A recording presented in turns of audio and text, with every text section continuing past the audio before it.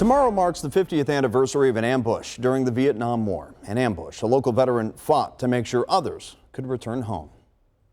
I spent most of my time in this bunker, which was a bigger one because I carried a machine gun. Rick Hast received his call to war in July of '68. I was drafted out of college. By Christmas, he was in Vietnam. So I was in the 4th Battalion, the 31st Infantry of the 196th Light Infantry Brigade. Photos in his scrapbook certainly capture his smiles, the poses of war, if you will. Snapshots taken and sent back to his family to be developed. This is on LZ West, yes. One of your bunkers. The reality of war hit his patrol on August 20th, 1969, when they unknowingly walked into an ambush. There was 32 that began the day. 32 that began. 4 were killed.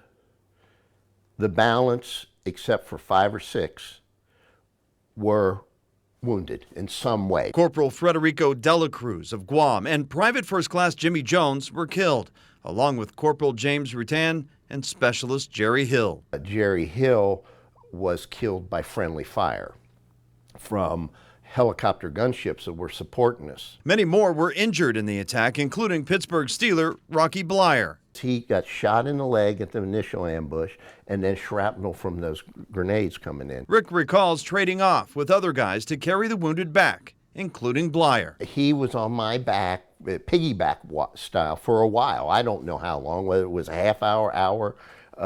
You're just walking step after step. Yeah, man. That's your constant, one more step, let's one more go. step. We got to get out of here. Rocky Blyer was badly wounded in combat in Vietnam. ESPN followed Rocky back to the place of the ambush. Rick Hast went back in 2014.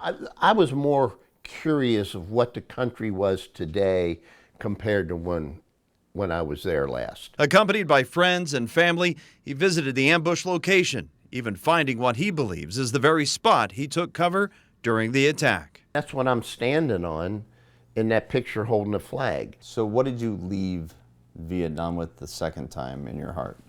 I left saying, well, you know, I think we did some good because these people are better off now than when I was here. I'd like to thank Rick for sharing his story, and to him and, of course, all the other Vietnam-era vets out there, welcome home.